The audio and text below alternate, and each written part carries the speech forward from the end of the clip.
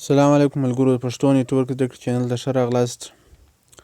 غواړم چې تاسو ته د یو بل مایننګ یو پروګرام درته معرفي کړم. البته ډېر وخت کېږي چې بازار ته راوتلی دی، خو ځینو کسانو اوس هم اکاونټونه پکې جوړ کړي. د پای په نامه یو بل د مایننګ اپ دی. راځو خپل ویډیو ته. لومړی پلی سټور کې تاسو راشي سرچ به وکړئ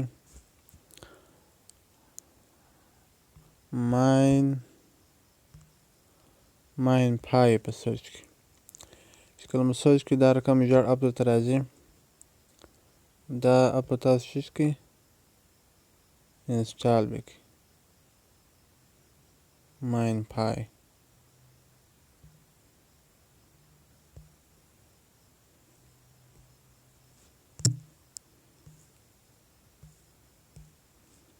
اوس بس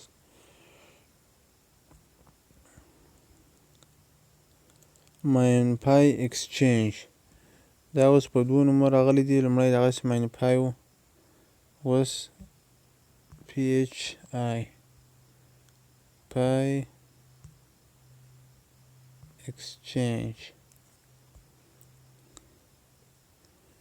exchange وروي ده. هغه لومړی ورژن یې اوس کار نه کوي، دغه ورژن یې سم دی phi exchange. دا په تاسو شش کړئ، را ډاونلوډ به کړئ. کله چې مو را ډاونلوډ کړئ وروسته به راسئ دا اپ به را خلاص کړئ phi exchange. دا دلته دا ګیم راغلی.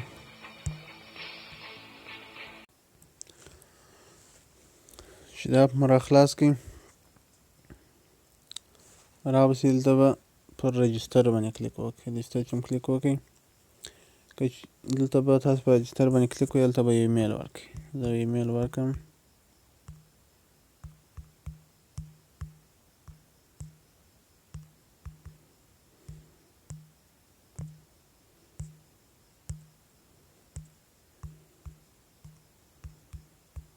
gmail.com. بیا وروسته تاسو پاسورډ ته انتخاب کړئ. پاسورډ چې هر پاسورډ و د نه پاسورډ ته انتخاب کړئ.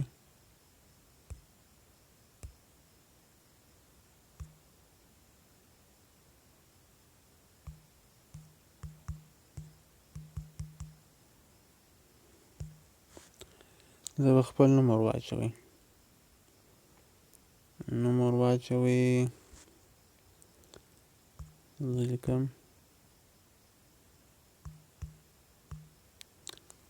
بشیر.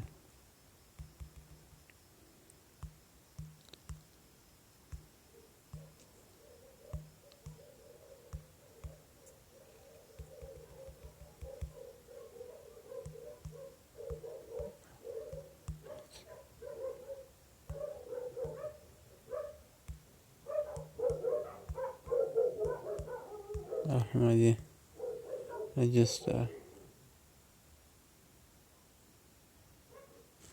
رجسټر سوچ بیرته ایمیل ورکړئ.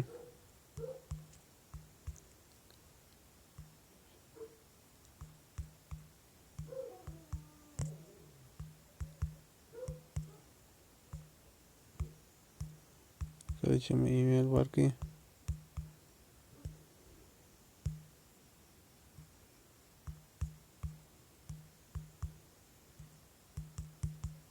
پاسورډ ورکړئ. اوس تاسو د ریفرل کوډ غواړئ. دا ریفرل کوډ به ورکړئ همت درویشت.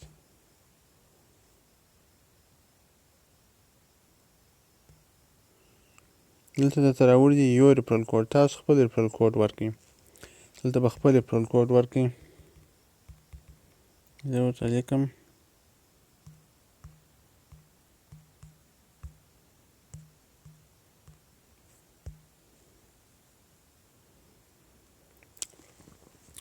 اوس چې کله په دغه ځای باندې پروګرام به خلاص پر ځای باندې کلیک وکړئ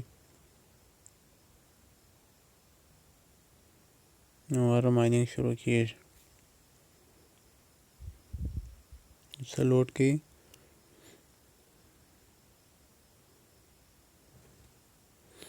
دا د مایننګ شروع شو. اوس به راسي ریفرل.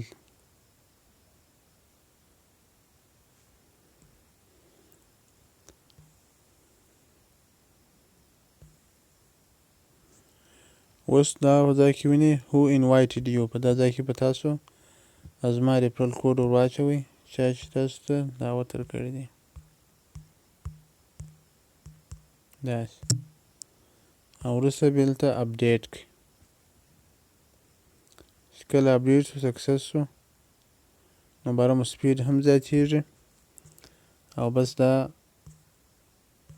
د مایننګ پروژه چې ده ډېره ژر به انشاءالله لانچ شي. خپل اکسچینج هم دی او دا دلته تیار اماده دی چې مازې یا په بازار کې نرخ راسي چې انشاءالله ښه نرخ به ولري. ښه پروژه ده.